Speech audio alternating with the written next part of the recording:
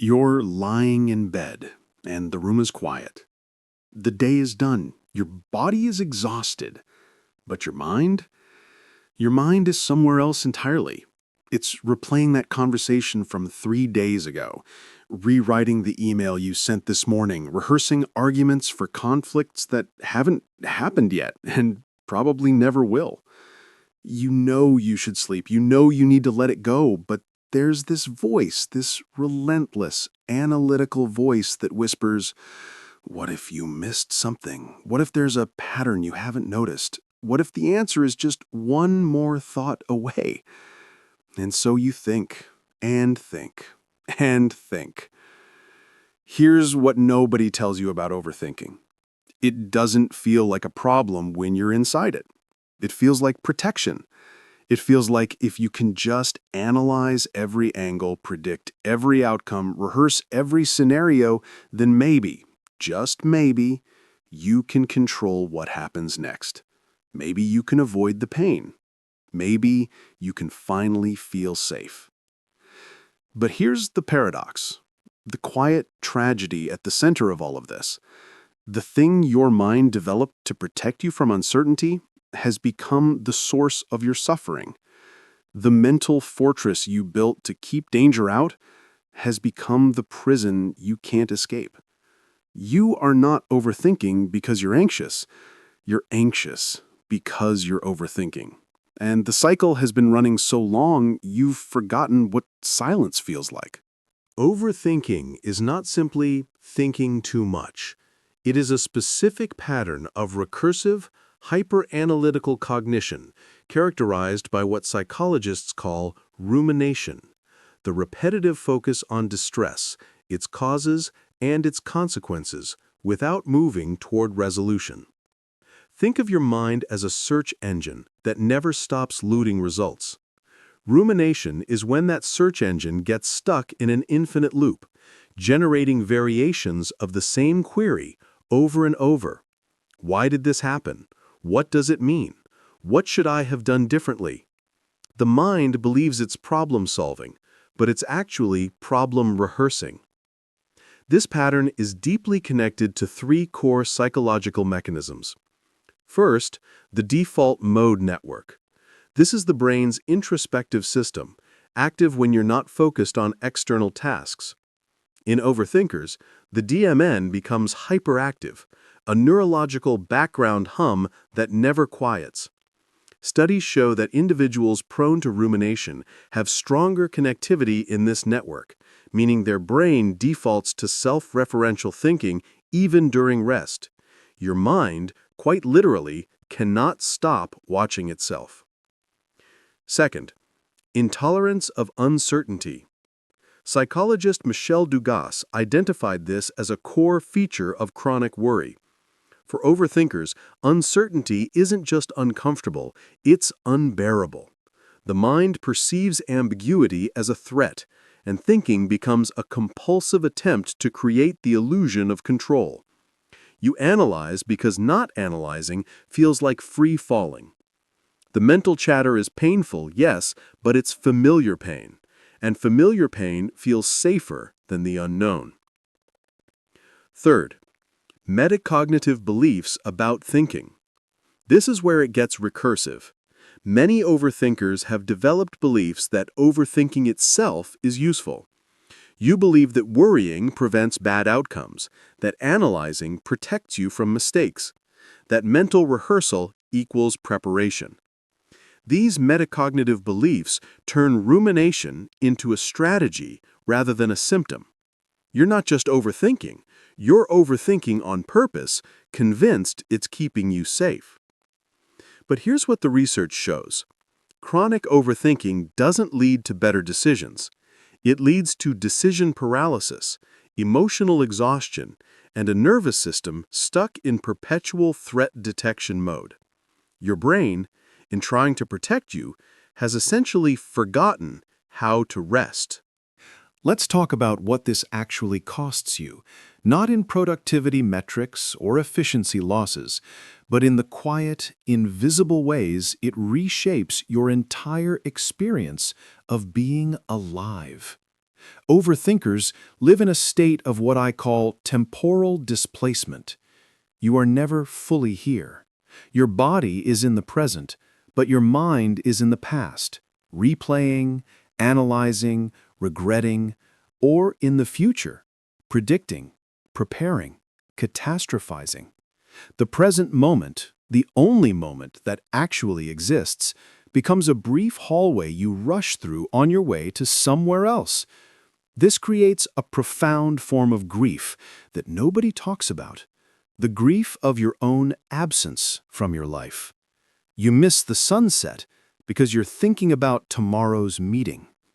You miss the warmth of the conversation because you're analyzing what you should have said 5 minutes ago. You miss the joy because you're already worried about when it will end. You are there, but you are not there. And over years, this absence accumulates into a haunting question. Have I actually lived any of this? The philosopher Soren Kierkegaard wrote, "Anxiety is the dizziness of freedom." But for the overthinker, anxiety is the opposite. It's the dizziness of imagined imprisonment. You create mental cages out of hypothetical futures and then exhaust yourself trying to escape them. And here's the cruelest part. Overthinking masquerades as care. You tell yourself you're being responsible, thorough, conscientious. But beneath that is a fear so deep you've built your entire personality around avoiding it. The fear that if you stop controlling, stop analyzing, stop preparing, something terrible will happen, and it will be your fault. So you think, and think, and think. Not because it works, but because stopping feels like surrender, and surrender, to you, feels like death. But what's actually dying? It's not you. It's the spontaneous, trusting, present version of you. The version that could act without overthinking. The version that could rest without guilt. The version that could be wrong without it meaning you are worthless. That version of you is not gone, but it's buried beneath layers of mental noise so thick you've forgotten it ever existed. Overthinking doesn't stay abstract. It shows up in specific, recognizable patterns that shape how you move through the world.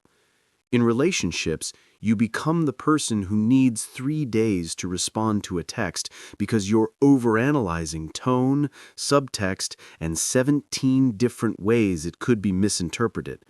You rehearse conversations before they happen, then compare the reality to your script and feel disappointed when it doesn't match. You read between every line, searching for hidden meanings, convinced that people are always saying less than they mean. This hypervigilance exhausts not just you, but the people who love you, who feel like they're always being studied rather than simply known. At work, you triple-check everything, convinced that one mistake will unravel your entire career.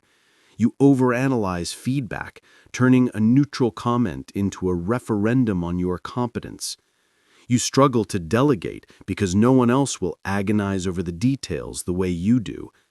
Deadlines become torture because your perfectionism and your overthinking form a feedback loop. You can't finish until it's perfect, but it can never be perfect because you can always find one more thing to fix. With self-worth, you become your own harshest critic, replaying past mistakes like a filmmaker studying footage for flaws. You ruminate on conversations from years ago, convinced everyone else remembers them too, still judging you for that awkward thing you said at a party in 2016. Your inner monologue isn't a voice of guidance, it's a prosecuting attorney building cases against you with evidence only you can see. In decision-making, you become paralyzed. Simple choices, what to order at a restaurant, which movie to watch, become exhausting. You weigh pros and cons until the options blur together, then feel regret regardless of what you choose because you're still thinking about the path you didn't take. Big decisions, those can immobilize you for months, because if you overthink small things, imagine what you do with life-altering choices. With boundaries, you struggle to say no because you're too busy imagining every possible consequence of disappointing someone. You overextend yourself, then resent it, then overthink whether your resentment is justified. You replay conflicts obsessively, writing better comebacks in your mind, which only keeps the wound fresh instead of letting it heal. Emotionally, you become numb. Constant rumination floods your system with stress hormones, cortisol, adrenaline, keeping your nervous system in a state of chronic activation. Over time, this leads to emotional blunting. You're not depressed exactly, you're just tired. Tired of your own mind. Tired of the noise. Tired of performing mental gymnastics just to get through a normal day. But here's what you need to understand. These are not personality flaws. These are coping mechanisms. Somewhere, likely in childhood, you learned that thinking ahead, analyzing everything, predicting outcomes, staying mentally vigilant, these behaviors kept you safe. Maybe you had a parent whose moods were unpredictable, so you learned to read emotional cues obsessively. Maybe you were criticized harshly for mistakes, so you learned to catch every error before anyone else could. Maybe your environment was chaotic, so your mind became the one place you could impose order. Your overthinking was adaptive. It worked. Until it didn't. And the first step in unlearning it isn't to hate yourself for it. It's to witness it. To see it as a part of you that's still trying to protect you using outdated strategies. To thank it even for keeping you safe when you needed it. And then, gently, to teach it that you don't need that kind of protection anymore. So how do you unlearn a pattern this deeply wired? How do you quiet a mind that's been running at full speed for as long as you can remember? The truth is, you don't fix overthinking. You befriend it. You learn to recognize the alarm before it takes over your entire nervous system. Start with somatic awareness. Overthinking lives in your head, but it's fueled by your body. When you notice the rumination spiral starting, drop your attention down into your body. Feel your feet on the ground. Notice your breath, not to change it, just to feel it. Place a hand on your chest. This is called bottom-up regulation. You're signaling to your nervous system that right now, in this moment, you are safe. The danger your mind is predicting, it's not happening now. Practice the 90-second rule. Neuroanatomist Jill Bolte Taylor found that an emotion, when allowed to move through the body naturally, lasts about 90 seconds. It's the thoughts about the emotion that keep it alive. When you feel anxiety rising, instead of analyzing it, why do I feel this way? What does it mean? How do I stop it? Simply allow it. Set a timer. Breathe. Let it be uncomfortable. Let it crest and pass. You'll be shocked how quickly it fades when you stop feeding it with thought. Reframe rumination as a habit, not a truth. Your mind is not telling you facts. It's offering you thought patterns. When you catch yourself spiraling, name it. I'm ruminating. Not as self-criticism, but as observation. This creates space between you and the thought. You are not your overthinking. You are the awareness witnessing it. Set designated thinking time. This sounds counterintuitive, but it works. Give yourself 15 minutes a day to worry, plan, analyze whatever your mind wants to do. Write it down. Go wild. But when the time is up, you're done. When rumination tries to creep in at other times, you tell it, not now, we have time for this later. You're not suppressing the thoughts. You're teaching your mind that it doesn't get to run the show 24/7. Engage in embodied presence practices. Overthinking disconnects you from your body. Reconnection is the antidote. Dance, walk without your phone, cook something tactile. Do anything that requires your attention to be here, in sensation, not in your head. The more you practice being present in your body, the less power your mind has to hijack you. And perhaps most importantly, practice self-compassion.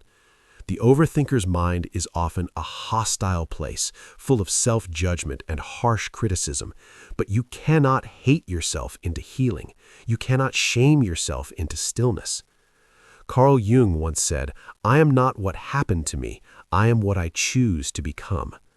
You developed overthinking as a response to a world that felt unpredictable or unsafe. But you are not that environment anymore. You are not that child, and you have the power now not to eliminate every anxious thought, but to choose differently in how you relate to them. The goal is not to have a quiet mind. The goal is not to be terrified of a loud one. The goal is not to stop caring. The goal is to stop mistaking worry for care. The goal is not to never think. The goal is to no longer be imprisoned by your thoughts. You are not broken. You are not too much. You are not doomed to live inside your head forever. You are simply someone whose mind learned to protect you the only way it knew how.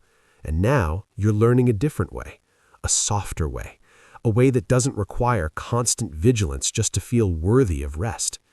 That journey, it's not easy, but it's worth it. Because on the other side of overthinking is not emptiness, it's presence, it's freedom. It's the ability to trust yourself, trust the moment, trust that you don't have to have it all figured out to be okay. You don't have to be perfect, you just have to be here. And that's enough. If this resonated with you, I'd love to hear your experience in the comments. And if you know someone who needs to hear this, someone trapped in their own mind, exhausted from the constant noise, share this with them. Sometimes the most powerful thing we can do is remind each other, you're not alone in this, and there is another way. Until next time, be gentle with yourself.